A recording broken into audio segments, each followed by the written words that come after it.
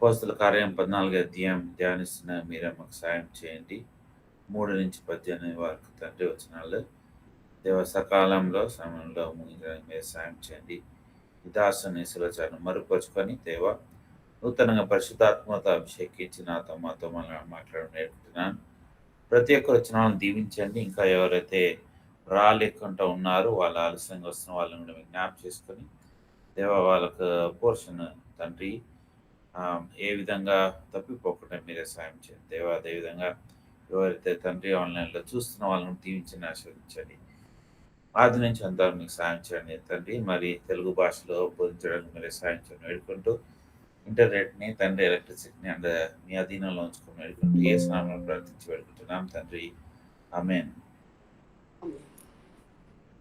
గత వారము మనము అంతకన్నా ముందు వారం మనం అపోస్తల కార్యం 13 అధ్యాయం చివరి వచనాల నుంచి 14 అధ్యాయం 5 వరకు మనం చూసుకుందాం. ఈరోజు 3వ వచనం నుంచి మనం ధ్యానిస్తాము. ఈ ఎప్పుడైతే పౌలుని బర్నబాస్ని ఇంకొక పట్టణం, అదే మన అంతియోకు పిసిదియా, ఇప్పుడు మనం చూస్తున్న స్లైడ్ ప్రకారం ఈ అంతియోకు పిసిదియా ఇక్కడ ఉన్నది కాబట్టి ఈ నుంచి తరిమేసినప్పుడు వాళ్ళు ఐకోనియం వరకు వచ్చినారు. ఒకటి గమనించాలి, అంతియోకులో బహుగా వాళ్ళు దేవుని నమ్మినారు. పట్టణమంతా ప్రాంతమంతా దేవుని స్తుతిస్తూ ఆరాధిస్తూ వచ్చినారు. కానీ అక్కడ ఉన్న యూదులు, అక్కడ ఉన్న స్త్రీలని, ప్రధాన పొజిషన్లో ఉన్న స్త్రీలని, ప్రధానులని పట్టుకొని వాళ్ళు ఏం చేసినట్టు వీళ్ళని తరిమి వేసినారు. అయితే వీళ్ళు నిరుత్సాహ పొందకుండా ఐకోనియం పట్టణానికి వచ్చినారు. ఐకోనియం పట్టణం ఎలాంటి పట్టణమో కూడా మనం గత వారం చూసినాం. ఐకోనియం పట్టణంలో ఇక్కడ వాక్యము వాళ్ళు ప్రచురించినారు, వాక్యాన్ని బోధించినారు. ఐకోనియం పట్టణంలో వచ్చినప్పుడు మాకు ఆ ప్రాంతంలో ఆ విధంగా జరిగింది, వేరే ఏమి వాళ్ళు మాట్లాడలేదు. ఎలాంటి గాసిప్ కానీ ఎలాంటి పాలిటిక్స్ కానీ ఏం మాట్లాడలేదు. వాళ్ళు మాట్లాడింది ఒకటే, దేవుని వాక్యం.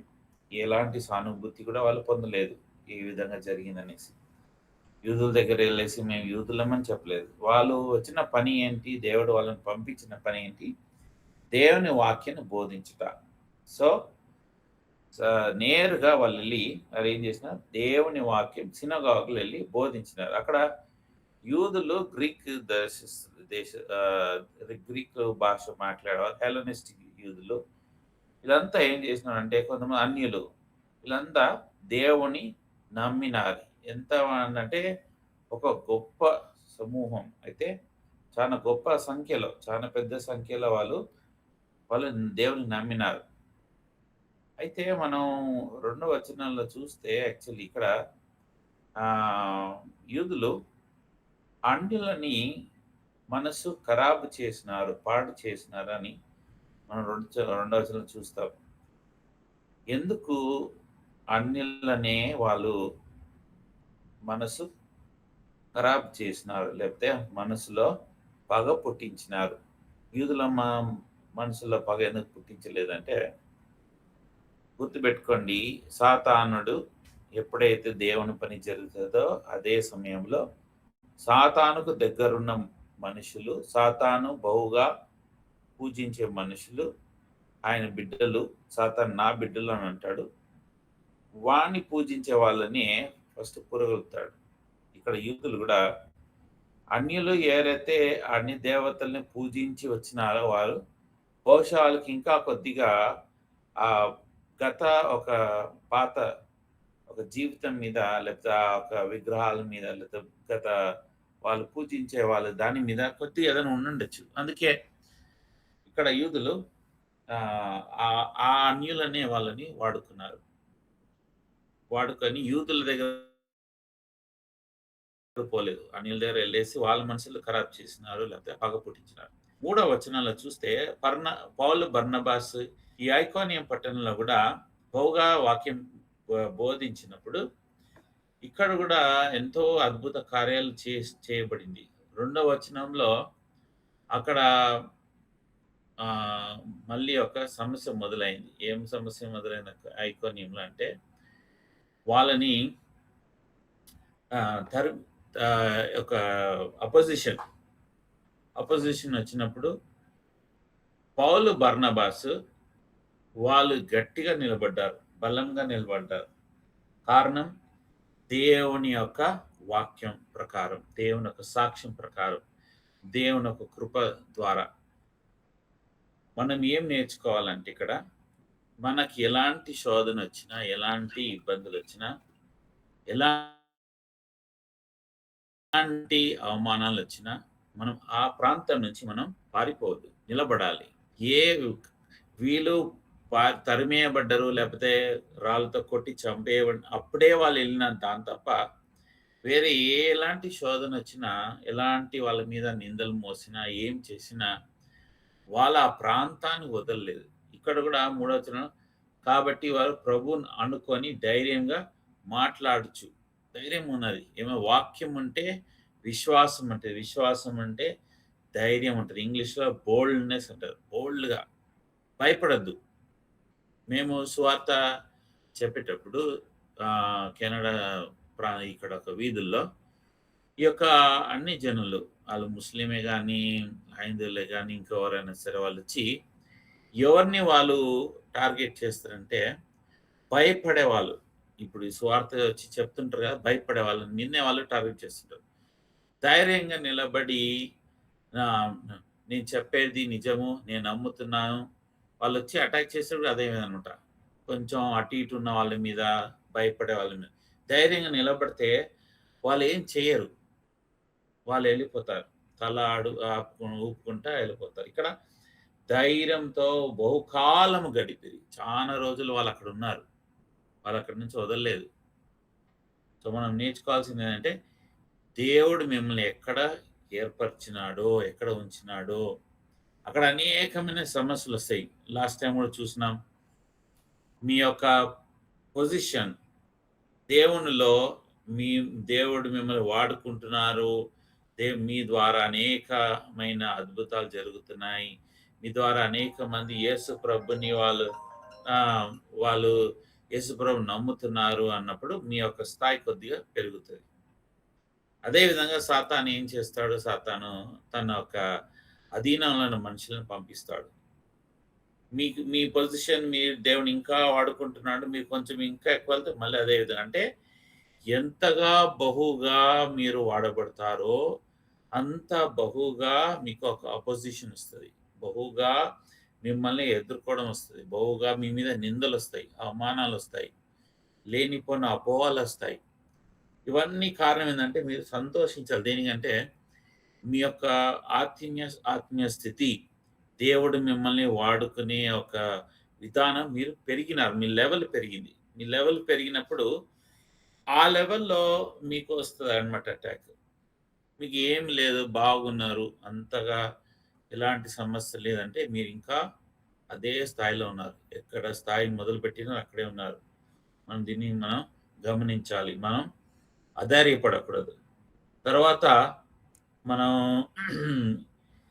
ఇంకో మాట గూడా ఈడ చూడు. దేవుడు వీళ్ళతో ఉన్నాడు. అన్ని దినాలు వాళ్ళు ఆ విధంగా ఎందుకు ఉండగలిగిందంటే, దేవుడు వీళ్ళతో ఉన్నాడు. ఏం ప్రాబ్లమ్ వచ్చినా దేవుడు వీళ్ళతో ఉన్నాడు. అప్పుడు ఇంకా దేవుడు వాళ్ళకు ఇంకా ఇచ్చినాడు. ఏమిచ్చినాడంటే, కృప ఇచ్చినాడు. శక్తి, బలం ఇచ్చినాడు. దేవుడు పాత కొన్ని మనం ఈ స్లైడ్‌లో చూస్తే దేవుడు వాగ్దానం ఇచ్చినాడు. యాకోబుకి వాగ్దానం ఇచ్చినాడు. ఆదికాండం 28, 15 వచనంలో నేను నీకు తోడుగా ఉన్నాను.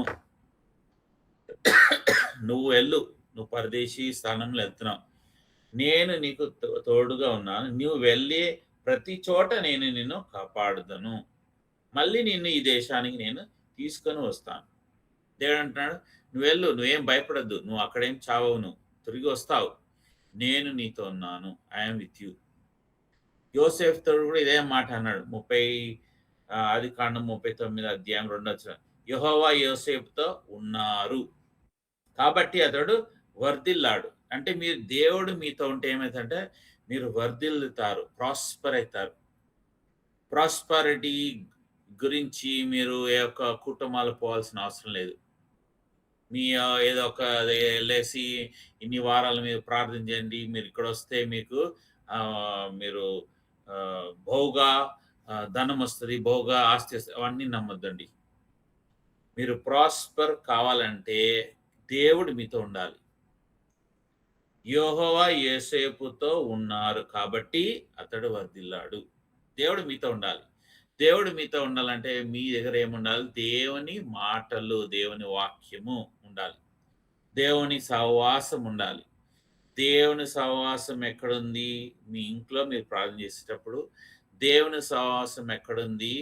దేవుని ఇల్లు అంటే చర్చ్. నువ్వు ఏ చర్చ్‌కైతే వెళ్తావో అక్కడ దేవుడు నివాస స్థలము. అక్కడ ఉన్న ప్రజలు, ఆయన ప్రజలు అంటే విశ్వాసులు.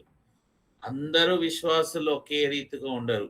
కొంతమంది కోపిష్ఠులుంటారు. కొంతమంది అబద్ధాలు చెప్పేవాళ్ళుంటారు. కొంతమంది గాసిప్ ప చెప్పేవాళ్ళుంటారు. కానీ దేవుడు నా ప్రజలు. వాళ్ళతో మనం సాహసం ఉండాలి. వాళ్ళు నీకు ఎంత నష్టం వచ్చినా ఏం చేసినా ఏం చేయాలి? దేవుని నివాస స్థలంని మనం వదలదు. దేవుడు యోసేపుతో ఉన్నాడు. మీరు అభివృద్ధి పొందుతారు. ఈ 3 చేయండి. మీ ఇంట్లో ప్రార్థనలు, దేవుని వాక్యం మీ హృదయంలో ఉంచుకోండి. దేవుని వాక్యం చదవండి. రెండోది దేవుని మందిరం విడిచిపెట్టొద్దు. దేవుని మందిరంలో వెళ్తూ ఉండాలి. మూడోది అక్కడ ఏముంది? రెండోది దేవుని నివాస స్థలం. మూడోది దేవుని ప్రజలు. దేవుడు వాళ్ళతో ఉన్నాడు. అప్పుడు దేవుడు ఏం చేస్తాడు? అభివృద్ధి చేస్తాడు. ఇదే మాట యోషువతో అన్నాడు. జోషువతో ఏముంది? యోషువ 1:9 బలంగా ధైర్యంగా ఉండమని నేను నీకు ఆజ్ఞాపించలేదా? భయపడవద్దు, నిరుత్సాహపడవద్దు. ఎందుకంటే నీవు ఎక్కడికి వెళ్ళినా నీ దేవుడైన యెహోవా నీతో ఉంటారు. అంటే ఎక్కడైనా పో, ఎన్ని యుద్ధాలైనా చెయ్యి, నేను నీతో ఉన్నాను. మోషే యుద్ధాలు 1, 2 చేసిండు. లేకపోతే 3 నా లెక్క ప్రకారం 2, 3 చేసిండు. కానీ ఎక్కువ యుద్ధాలు చేసింది జోషువ. అందుకే ప్రభువు అంటాడు, నువ్వేం భయపడకు. నేను నిన్ను తీసుకెళ్తాను. నేను నీకు విజయాన్ని ఇస్తాను. నువ్వు ఎక్కడ నేను నీతో ఉన్నాను. తర్వాత దావీదుతో ఉన్నాడు. 1 సమూయేలు 18:14 యెహోవా దావీదుకు తోడుగా ఉన్నారు కాబట్టి అతడు చేసిన వాటన్నిటిలో విజయాన్ని సాధించాడు. ఏదైతే జోషువ కంప్లీట్ చేయలేదో కొంతమందిని ఇంకా ఆ ప్రాంతంలో పెట్టుకున్నాడో తెగులు వాళ్ళందరినీ దావీదు తీసేసినాడు. వాళ్ళందరినీ విజయం సాధించినాడు. ప్రతి దాంట్లో ఆయన కొడుకు ఏం యుద్ధం చేయలేదు. సైలెంట్ పీస్‌ఫుల్‌గా ఉన్నది. దేవుడు నీతో ఉంటే ఎలాంటి యుద్ధమైనా నువ్వు జయించగలుగుతావు. చివరిగా ఇశ్రాయేలుకి వాగ్దానం ఇచ్చిన ఐజయా 41:10 కాబట్టి భయపడకు, నేను నీకు తోడుగా ఉన్నాను. దిగులు పడకు, నేను నీ దేవుడను. నేను నిన్ను బలపరిచి నీకు సహాయము చేస్తాను. చూసినా? నువ్వేం భయపడకు. అందుకే ఇజ్రాయెల్ మీద ఇప్పటి వరకు ఎన్ని యుద్ధాలు వచ్చినా ఏ ఒక్క యుద్ధం వాళ్ళు విజయం పొందలేదు. మీరు కావాలంటే చరిత్ర చూసి చదువుకోండి. దేవుడు యాకోబుతో అన్నాడు, నేను నీతో ఉన్నాను. జోసెఫ్‌తో అన్నాడు, నేను నీతో ఉన్నాను. జోషువతో అన్నాడు, నేను నీతో ఉన్నాను. దావీదుతో అన్నాడు, నేను నీతో ఉన్నాను. ఇశ్రాయేలుతో అన్నాడు, నేను నీతో ఉన్నాను. అదే దేవుడు ఇక్కడ పౌలు బర్నబాస్‌తో కూడా ఏమంటున్నాడు? నేను నీతో ఉన్నాను. ఏ విధంగా అక్కడ ఏం చేసిండు? God gave.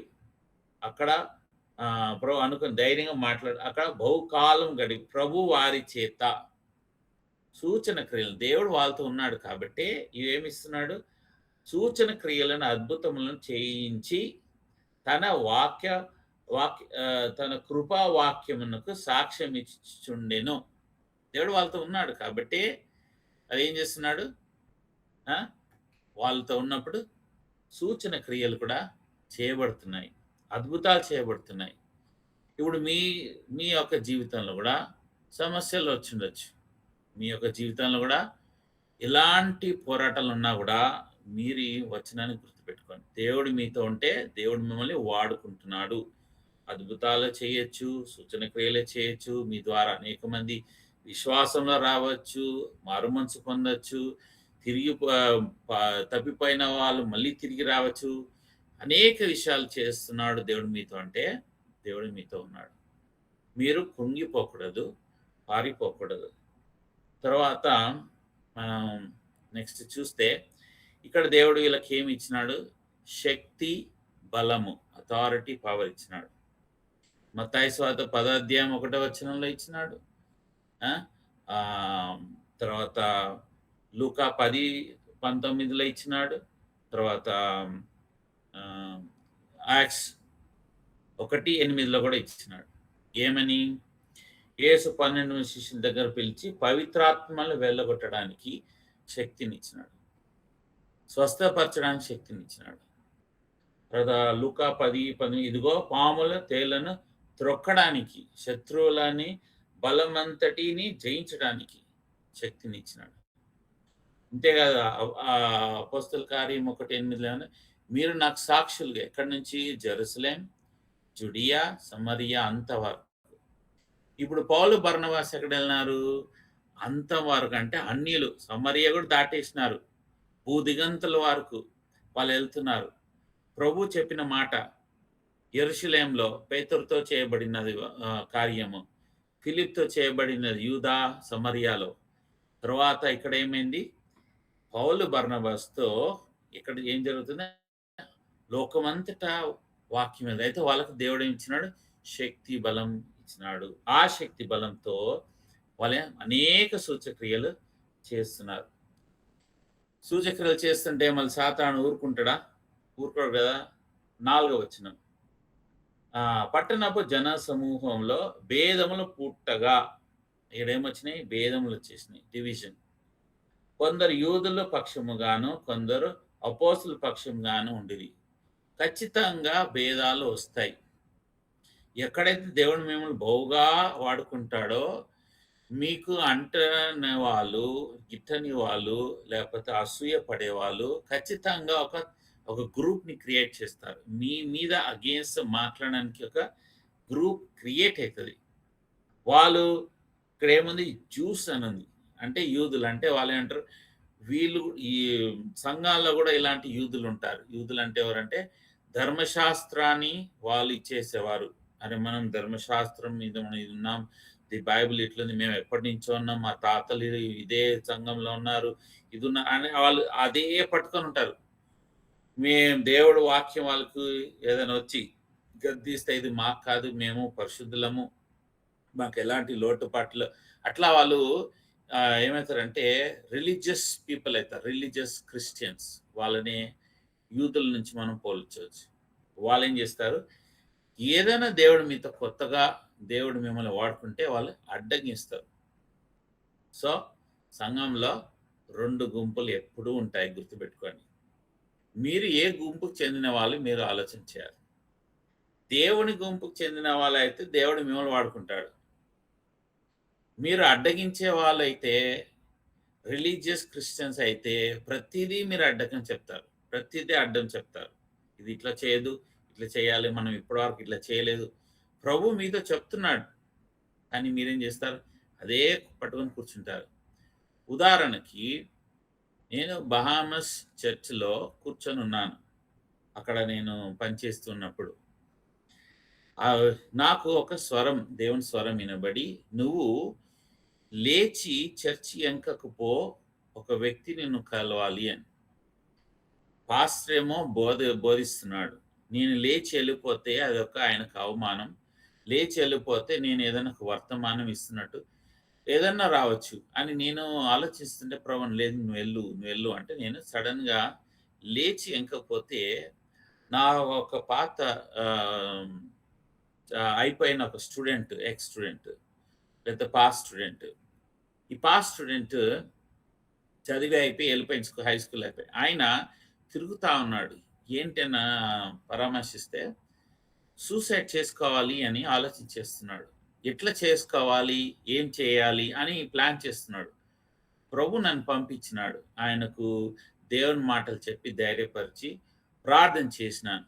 ఆయన చెప్పినాను, ఆయన ఒక మామ అదే చర్చిలో ఎల్డర్, నువ్వు వెళ్ళి ఆయనతో కూర్చో మాట్లాడు ఈరోజు అన్న. ఆయన వెళ్ళిండు, మాట్లాడిండు. ఆ ఒక సూసైడ్ ప్లాన్ ఆయన పోస్ట్ కట్టేసినాడు. ఇక నేను చేసుకునని తీర్మానించుకున్నాడు. వాళ్ళ మామ వచ్చి నాకు చెప్పినాడు, "నువ్వు దేవుని మాట విన్నావు కాబట్టి ఆయన ఈరోజు బతికినాడు." ఇప్పుడు రిలీజియస్ క్రిస్టియన్స్ వాళ్ళేమంటారు, "ఈయన ఎట్లా ఆయన మీ మెసేజ్ మధ్యలో లేచి వెళ్ళిపోయినాడు. ఎందుకు వెళ్ళిపోయినాడు? ఎవరు చెప్పినారు? ఎంత ధైర్యం." ఇప్పుడు వాళ్ళు అనేకమైన సమస్యలు తీసుకొస్తారు. గుర్తుపెట్టుకోండి. మీరు దేనికి చెందిన వాళ్ళు మీరు ఆలోచన చేసుకోవాలి. ఇక్కడ ఇంకా నాలుగో వచనంలో ఇక్కడ అపోస్తులని తరిమి కొడుతున్నారు. ఏది 5వ వచనంలో.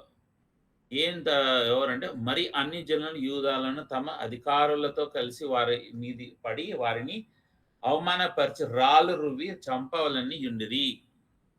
ఇక్కడ ఎవరు ఈ గుంపు అంటే అన్యులు, తర్వాత యూదులు ఎవరైతే వాళ్ళతో ఉన్నారో లీడర్స్, వాళ్ళని ఏం చేయాలని? చంపేయాలని. పాత పట్టణంలో అంతియోక్‌లో బహుగా వాళ్ళకు పేరు వచ్చినది.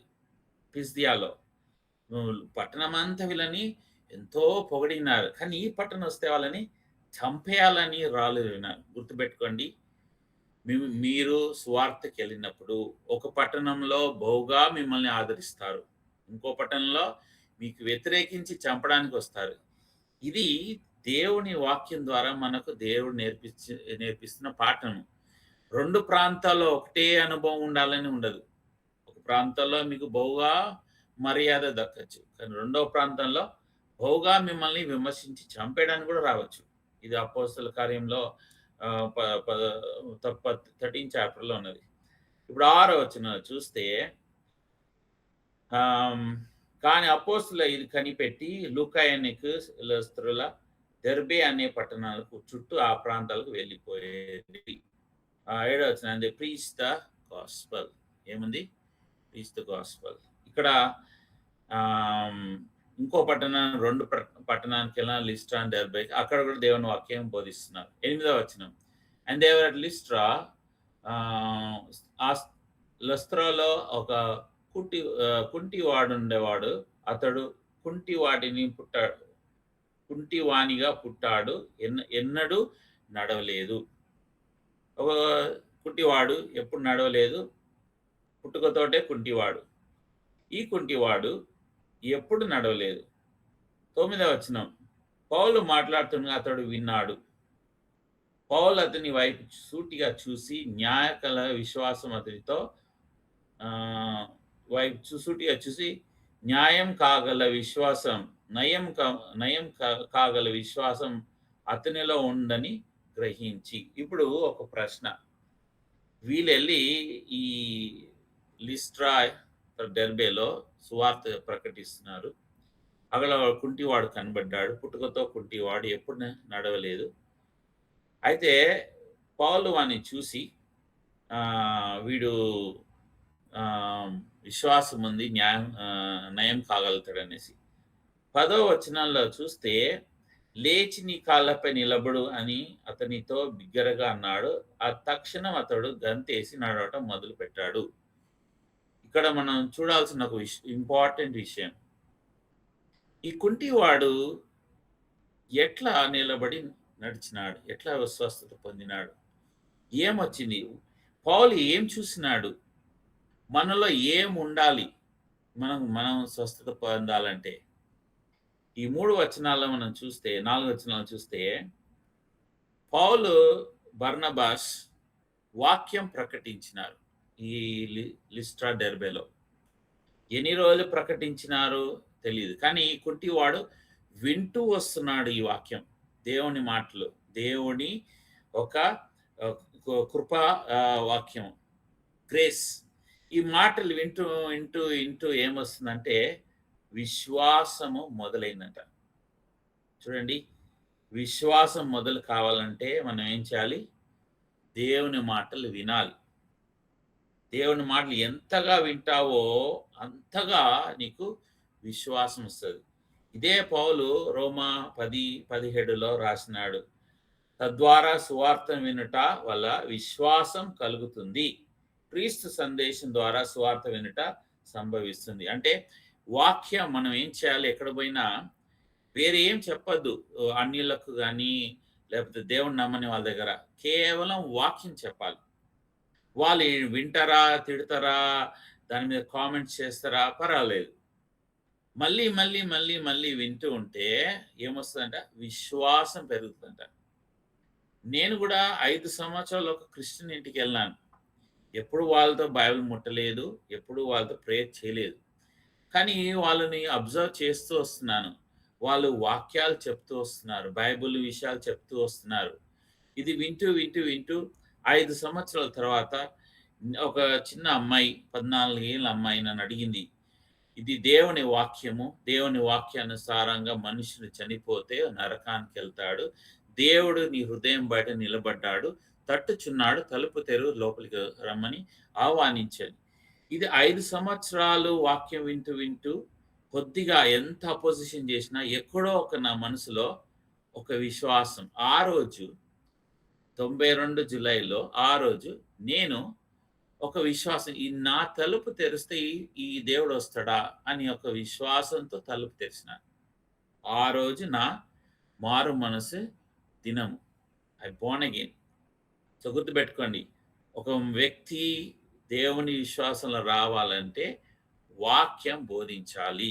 విశ్వాసం ఉంటేనే ఆ మనిషి మారు మనసు పొందుతాడు.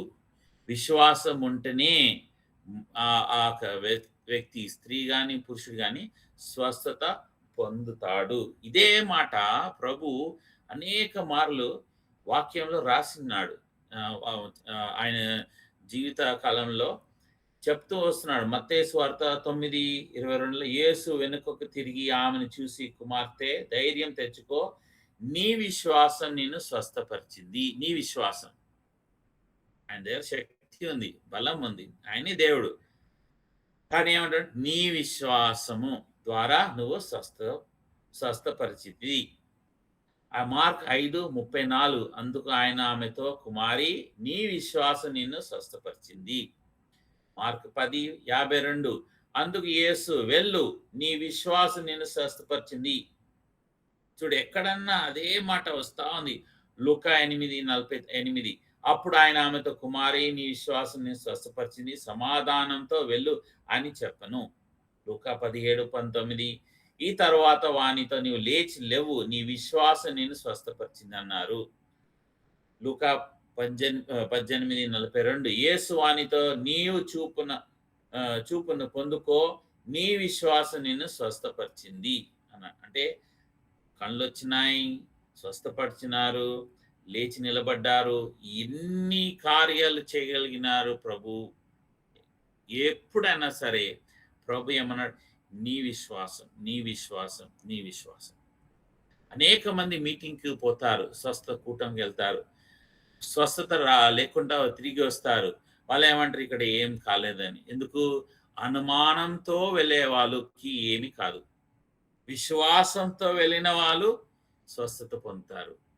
అదే విశ్వాసంతో నువ్వు నీ యొక్క చర్చిలో వెళ్ళి ప్రార్థన చేపించుకో పాస్టర్‌తో, సేవకునితో, అక్కడున్న విశ్వాసులతో. నీ విశ్వాసం ద్వారా నీకు స్వస్థత పొందుతావు. ఇదే విశ్వాసంతో నీ ఇంట్లో ఎవరినన్నా పిలిపించుకొని ప్రార్థన చేపించుకో. నీకు స్వస్థత పొందుతావు. ఎక్కడో ఉరకాల్సిన అవసరం లేదు. ప్రభు ఏమంటున్నాడు? నీకు విశ్వాసం ఉంటే నువ్వు స్వస్థత పొందుతావు. సో మనం ఇంకా బాధపడుతున్నాం, మనం ఇంకా కుంగిపోతున్నాం అంటే కారణం మనకు విశ్వాసం లేదు. ప్రార్థన చేస్తున్నాం, అయినా అనుమానంతో జీవిస్తున్నాం. ఎట్లా దేవుడు స్వస్థపరుస్తాడు? మీరు బహుగా వాక్యం చదవండి, చదవండి, చదవండి, చదవండి. అప్పుడే మీకు ఆ విశ్వాసం వచ్చినప్పుడు నాకు ఖచ్చితంగా నాకు దేవుడు చేస్తాడు. ఉద్యోగమే కానీ, మీకు పెళ్ళియే కానీ, ఎలాంటి విషయాలైనా సరే ఇది దేవుడు చేస్తాడా లేదా అన్న అనుమానం వస్తుంది అంటే మీలో విశ్వాసం లేదు. విశ్వాసం రావాలంటే ఏం చేయాలి? బైబిల్ తెరిచి చదవండి. రోజు ఎన్ని అధ్యాయాలైనా పర్లేదు. ఆ విశ్వాసం వచ్చిన తర్వాత ఎప్పుడైతే ఆ విశ్వాసం వస్తుందో అప్పుడు ప్రేయర్ చేయండి. మీకు జవాబు తక్షణమే వస్తది. అది కొన్ని రోజులే కావచ్చు, కొన్ని గంటలే కావచ్చు. విశ్వాసాన్ని పెంచుకోండి. తర్వాత మనం ఇంకా చూస్తే ఇక్కడ ఎప్పుడైతే ఈ కుంటివాడు లేచి నడవడం మొదలుపెట్టినారో 11 వచనం నుంచి చూస్తే అక్కడ వాళ్ళు ఏమనుకున్నారంటే వీళ్ళు దేవుళ్ళు మనిషి రూపంలో కిందికి వచ్చిన అంటారు. పౌలు చేసింది చూసి ప్రజలు తమ లుకాయనికు భాషలో మానవ బృహస్పతి రూపంలో దేవుళ్ళు దిగి వచ్చారని బిగ్గరగా అన్నారు. వాళ్ళు ఏమనుకుంటున్నారు? పైనుంచి దేవుళ్ళు వచ్చినారు. ఎవరు ఇంగ్లీష్‌లో అయితే బృహస్పతి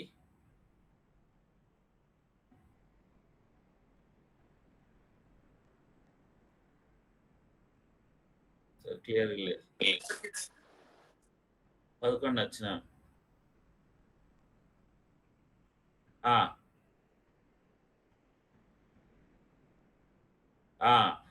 సో పైనుంచి వీళ్ళు దేవుళ్ళు కింద మనిషి రూపంలో వచ్చినారు అనేసి 12వ వచనంలో బర్నబాను దుప్పతి అని గ్రీక్ దేశస్థుడు జూయస్ అని, పౌల్కి ఏమో హెర్మాస్ అని చీఫ్ స్పీకర్ అని వాళ్ళు అనుకొని 13వ వచనంలో టెంపుల్ ఆఫ్ వీళ్ళు దేవుళ్ళని అనుకోవటం వల్ల వీళ్ళకి బలి ఇవ్వాలనే ఉద్దేశంతో ఊరి బయట ఉన్న తిరుపతి మందిరం యొక్క పూజారి ప్రజలు కలిసి ఎద్దుల్ని పులహారులని పట్టణ ద్వారాల దగ్గరకు తెచ్చారు.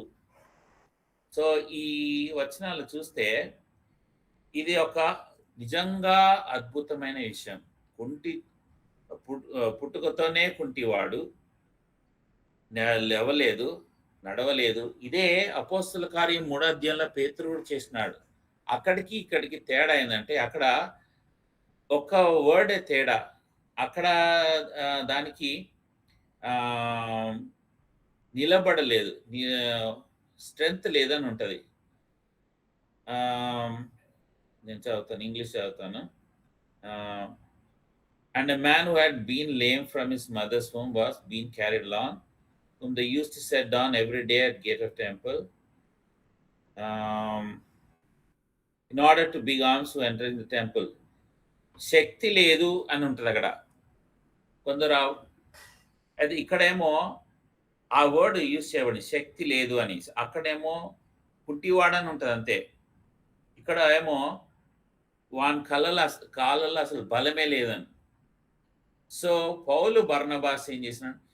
వీణలో విశ్వాసం ఉంది స్వస్థపరచబడడానికి అని చెప్పి ఆ పునరుద్ధాత్మ శక్తి, యేసు ప్రభు జన్మించి మరణించి తిరిగి లేచినాడు, ఆ రిజరక్షన్ పవర్ ఈయన ఆ కాలంలో ప్రేర్ చేసి పోసినారు. వెన్ యూ రిసీవ్, నువ్వు ఎప్పుడైతే పునరుద్ధ శక్తిని నువ్వు పొందుతావో నువ్వు నూతనంగా నిలబడతావు.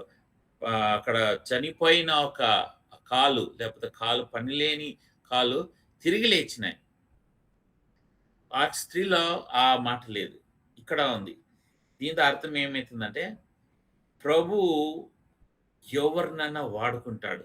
ప్రభు ఇచ్చిన ఒక వాగ్దానం. అపోస్తల కార్యం 13వ అధ్యాయం 1-2 వచనంలో వీళ్ళని ప్రత్యేకపరిచి ప్రభు అన్నాడు. ప్రభు కూడా మిమ్మల్ని ప్రత్యేకపరిచి ఏదో ఒక పరిచర్యకు వాడుకుంటానంటే ఖచ్చితంగా దేవుడు వాడుకుంటాడు.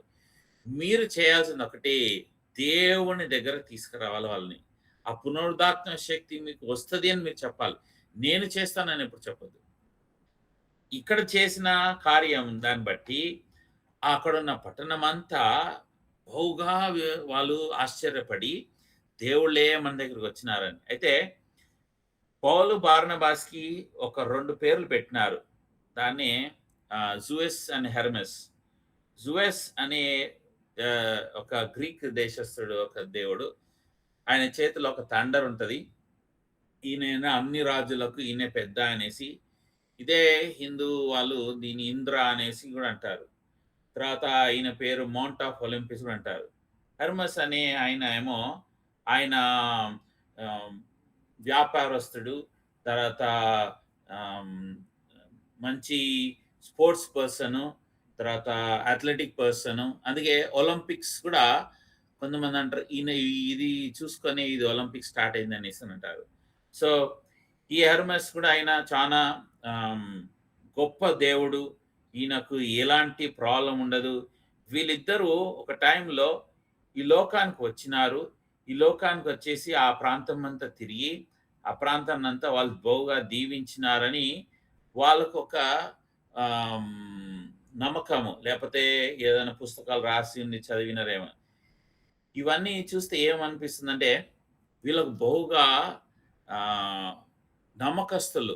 ఎలాంటి నమ్మకస్తులంటే ఏదో చదివిన పుస్తకాలు, పురాణాలు చదివి వాళ్ళు నమ్ముతున్నారు. ఆ టైంలో వచ్చినారు కాబట్టి వాళ్ళకొక గుడి గూడా కట్టించినారు. దానికొక పూజారి ఉన్నాడు. వాళ్ళు పూజలు చేస్తున్నారు. బలి అర్పిస్తున్నారు. ఇప్పుడు ఇజ్రాయెల్ వాళ్ళు గూడా యెహోవా దేవుణ్ణి ఆరాధిస్తున్నారు. బలి అర్పిస్తున్నారు.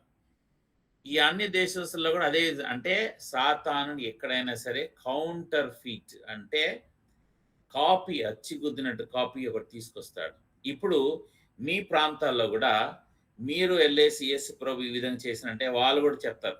ఈయన గూడా మాకు ఇది చేసిండు. ఈమె గూడా ఇలా చేసింది. కౌంటర్‌గా ఒకటి చూపిస్తారు. ఇస్లాం వాళ్ళు ఎవరైతే దాన్ని వెంబడిస్తున్నారో ముస్లింలు గూడా వాళ్ళ దగ్గరెళ్లి మనం చెప్తే వాళ్ళు గూడా ఏదో చూపిస్తారు. అంటే ఈ లోక దేవస్థుడు ప్రతి ఒక్కరిని మబ్బులో ఉంచినాడు. ఇక్కడ వీళ్ళను గూడా మబ్బులో ఉంచినాడు. అయితే వీళ్ళకు ఆశ్చర్యం ఏందంటే ఎప్పుడు వీళ్ళు ఆ దేవుళ్ళని చూడలేదనమాట. ఎప్పుడూ వాళ్ళని గ్రహించలేదు. లేపోతే సంభాషించలేదు. ఫస్ట్ టైమ్ వాళ్ళ జీవితంలో వీళ్ళకు గ్రహింపు వచ్చింది. అరే! ఆ దేవుళ్ళు ఇక్కడొచ్చేసినారు మానవ రూపంలో. అప్పుడు వాళ్ళేం జేస్తున్నారు? సాక్రిఫైస్ చేయడానికి ఆహ్, సిటీ బయట ఉన్న ఒక టెంపుల్ దగ్గర ప్రధాన యాజకుడొచ్చేసి ఏం చేస్తున్నాడంటే వీళ్ళని ఆహ్, దేవుడిలాగా పూజించి బలి అర్పించడానికి లేపోతే బహుమానియడానికి, సన్మానించడానికి తీసుకొచ్చినారు. అయితే వీళ్ళు పౌలు, బర్నబాస్ ఏం జేసినారు? 14 వచనం. కానీ అపోస్తలులైన బర్నబా, పౌలు ఇది విని తమ దుస్తులను చింపుకొంటూ ఆ ప్రజల గుంపులోకి పరిగెత్తి ఇలా బిగ్గరగా అన్నారు. బట్టలు చింపుకోవాల్సిన అవసరం ఏంటి? వీళ్ళు మాట్లాడొచ్చు కదా! ఎందుకు వీళ్ళు ఈ విధంగా చేస్తున్నారు? కారణం ఏంటి? అపోస్తలుల కార్యం 12 అధ్యాయం 21 నుంచి సారీ ఆదికాండం 37 అధ్యాయం 29. రూబేను ఆ బావి దగ్గరకు తిరిగి వచ్చి అక్కడ యోసేపు లేడని చూచి తన బట్టలు చింపుకున్నాడు. అదే 37 అధ్యాయం ఆదికాండం 34 వచనంలో అప్పుడు యాకోబు తన బట్టలు చింపుకొని గోనె పట్ట కట్టుకొని చాలా రోజులు తన కుమారుని కోసం ఏడ్చాడు.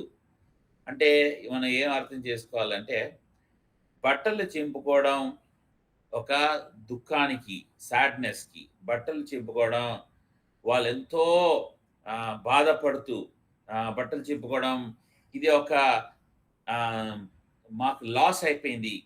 లేకపోతే మేము దీన్ని మేము ఒప్పుకోము. వాళ్ళు ఎంతో బాధ, దుఃఖంతో చింపుకుంటున్నారు పౌలు, బర్నబాస్. ఆనందంతో కాదు. ఇది ఇది మేము తీసుకొస్తున్న ఒక అవమానము. మేము చెప్పిన వర్తమానం ఏంటి? వీళ్ళు అర్థం చేసుకున్నది ఏంటి?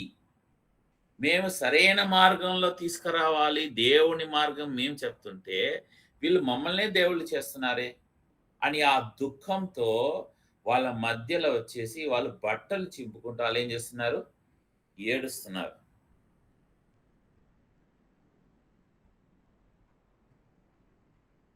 ఇప్పుడు మనం ఏం చేస్తున్నాం? పాస్టర్‌ని మనం దేవుడిలాగా మనం పూజిస్తున్నాం. సన్మానిస్తున్నాం, సత్కరిస్తున్నాం.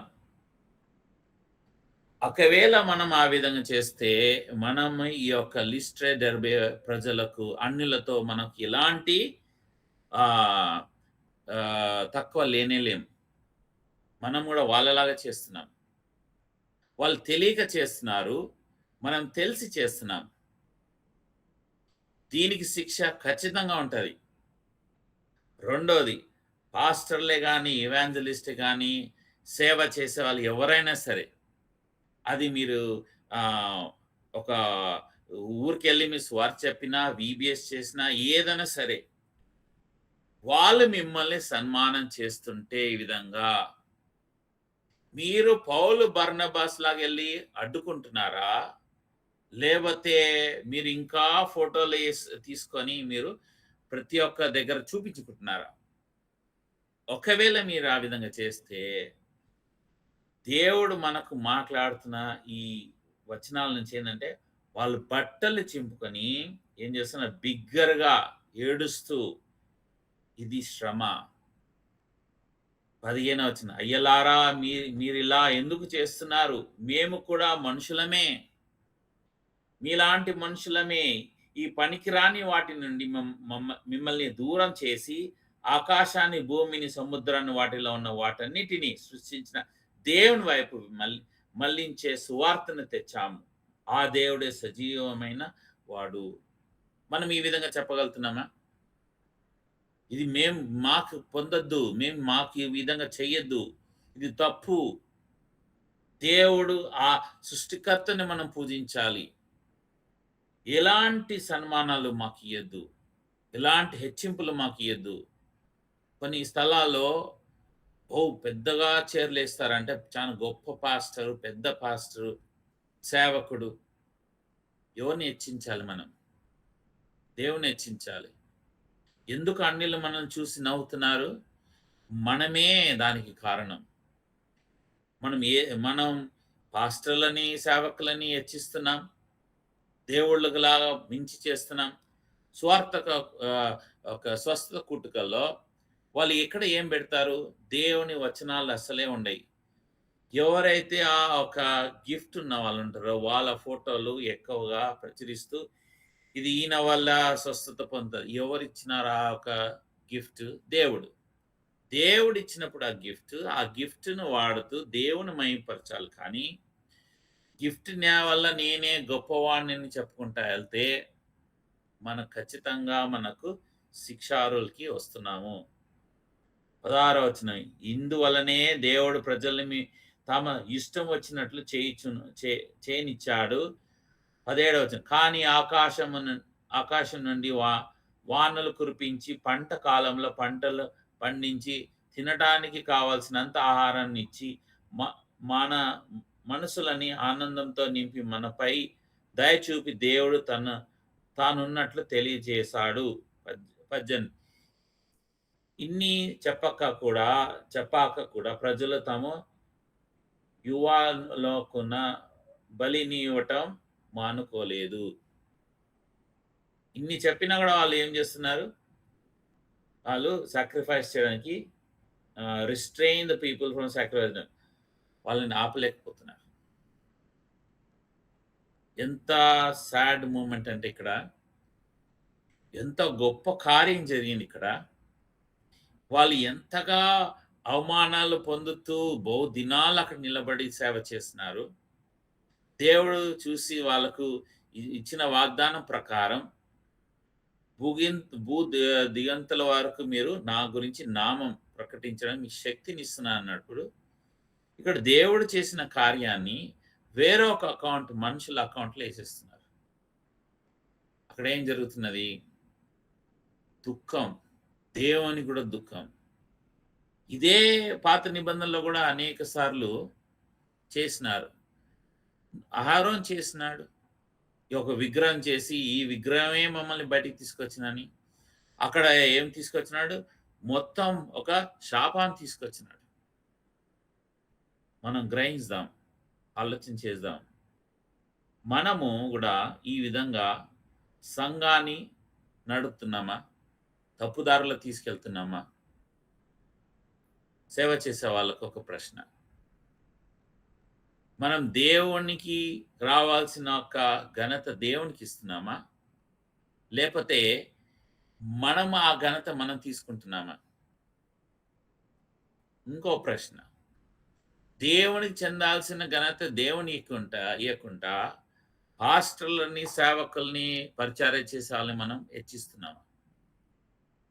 ఇది ఇద్దరికీ ఒక ప్రశ్న. విశ్వాసులకి, కాపురి వాళ్ళకి. ఏది ఏమైనా సరే, ఎవరు తప్పుంటే వాళ్ళని దేవుడు ఖచ్చితంగా శిక్షిస్తాడు. అపోస్తల కార్యం 12 అధ్యాయం 21-23 చదివితే, అప్పుడు ప్రజలు ఇది మానవ స్వరం కాదు, దేవుని స్వరమే అని కేకలు వేశారు.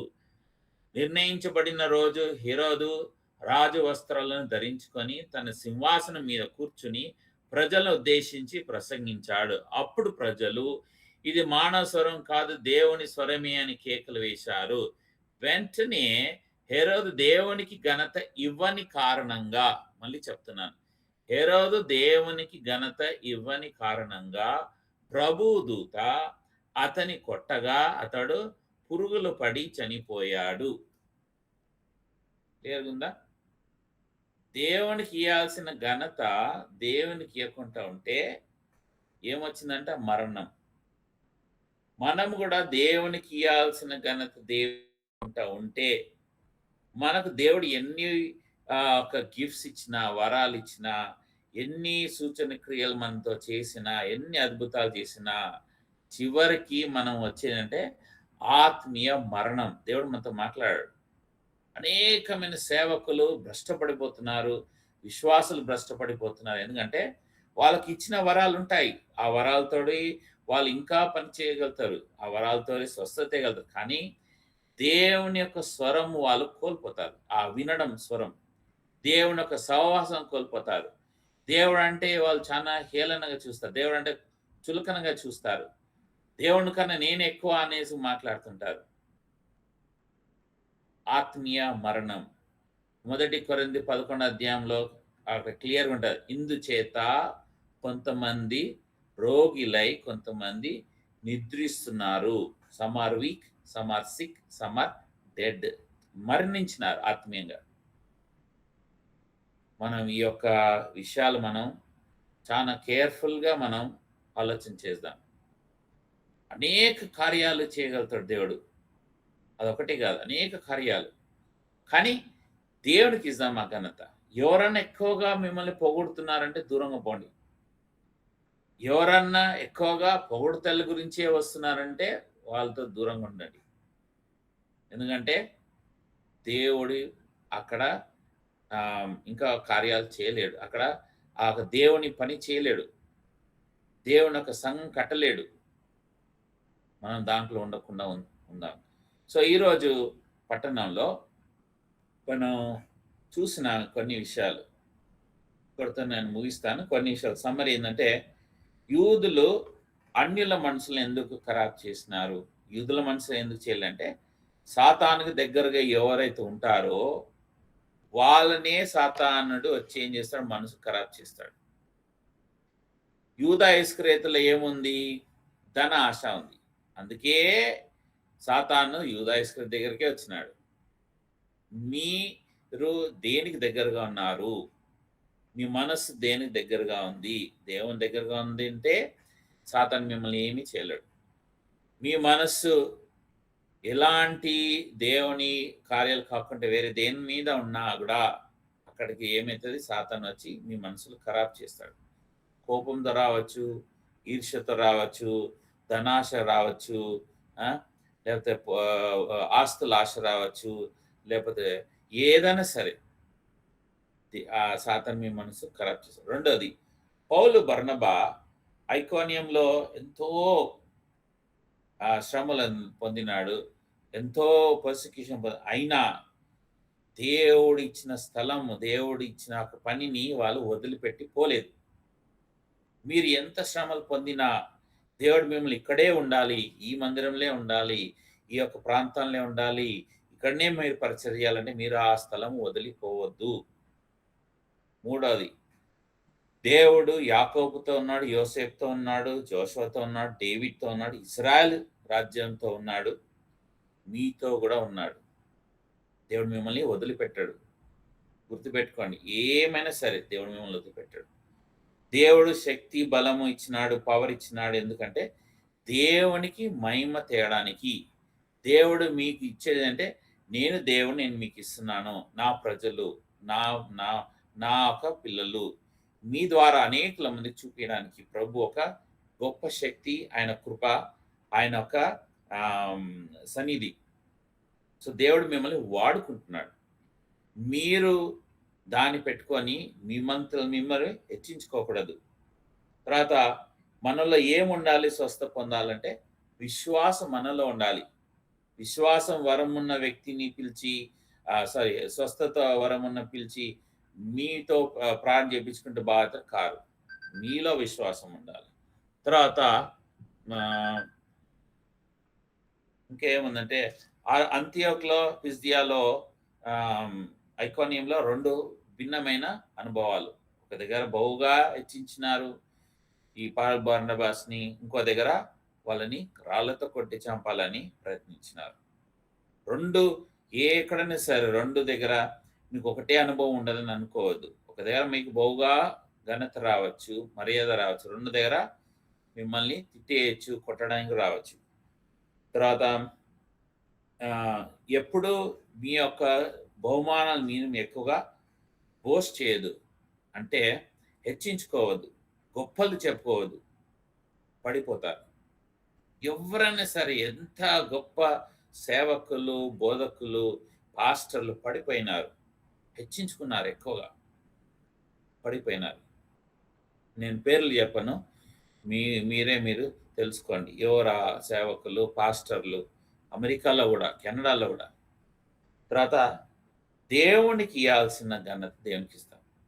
హెరోదు రాజు ఏమైనాడు? చనిపోయినాడు. మనం కూడా పనిచేసే పరిచారికులం, పాస్టర్లు, ఇవాంజలిస్ట్ ఎవరైనా సరే ఈ యొక్క ఆర్గనైజేషన్లో ఉన్న వాళ్ళు, మీరు ఎవరికి ఘనత ఇస్తున్నారు? దేవునికా, మనుషులకా? మీరు సంఘాన్ని కూడా ఎక్కువగా మీరు హెచ్చిస్తున్నారు. ఇది బాప్టిస్ట్ చర్చ్, లేకపోతే ఇది హెబ్రాన్ చర్చ్, మెథడిస్ట్, దీన్నే మీరు ఎక్కువగా చేస్తున్నారు, దీన్నే ఘనత ఇస్తున్నారు. అంటే దీన్ని నిర్మించిన దేవుణ్ణి మీరు మర్చిపోతున్నారు. దీన్ని మీకు అప్పచెప్పిన దేవుణ్ణి మర్చిపోతున్నారు. నేను వచ్చినప్పుడు ఎవరికి సిద్ధంగా ఉన్నారు? పరలోకంలో బాప్టిస్ట్ వాళ్ళే, మెథడిస్ట్ వాళ్ళే, పెంతకోస్తు వాళ్ళే, లేకపోతే హెబ్రాన్ వాళ్ళే ఉండరు.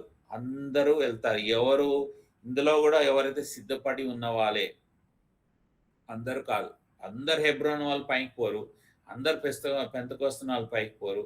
ఎవరైతే సిద్ధపడి ఉన్నవారు వాళ్ళే లేపబడతారు.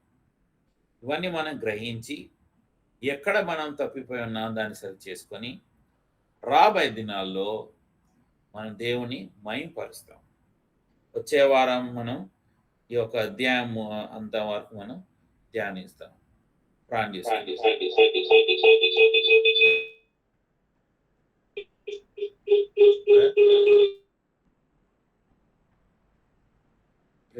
అలా వినిపిస్తుందా నా వాయిస్?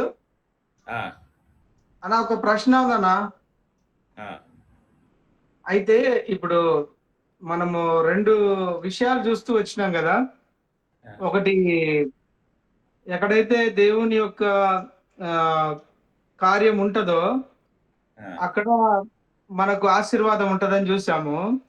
అలాగే ఎక్కడైతే దేవుని యొక్క కార్యం ఉంటుందో మరి అక్కడనే శ్రమ కూడా ఉంటదనేది చూసాం. సో ఇందులో ఈ 2 అభిప్రాయాలతో 2 వర్గాలు ఉంటాయి అనేది కూడా మనం సంఘంలో చూస్తున్నాం. వీళ్ళిద్దరు కూడా ఎంత క్వాంటమ్ ఆఫ్ ఆ ఫెయిత్ లో ఉన్నారనేది మనం అండర్స్టాండ్ చేసుకోగలేమా, లేదంటే మరి వాళ్ళు ఎంత మటుకు ఫెయిత్ లో ఉన్నారనేది గ్రహించుకోగలుగుతారు? ఆ లెవెల్ ఆఫ్ అండర్స్టాండింగ్ ఏంటనేది నాకు క్లారిటీగా ఆంతలేదన్నా. ఎవరు లెవెల్ ఆఫ్ అండర్స్టాండింగ్ అంటున్నారు? అంటే ఇప్పుడు 2 వర్గాల అభిప్రాయాలు. ఒకటి, దేవుడు కార్యం జరుగుతా ఉందంటే ఖచ్చితంగా ఆశీర్వాదం ఉంటది, ఇది మనమందరం నమ్మే విశ్వాసం. ఇంకోటి, ఎక్కడైతే దేవుని కార్యం ఉంటుందో అక్కడ శ్రమ కూడా ఉంటదనేది మనం దేవుని కార్యంగానే భావిస్తాం. ఈ 2 అభిప్రాయాలతో 2 వర్గాల ప్రజలు ఉంటారు మందిరంలో.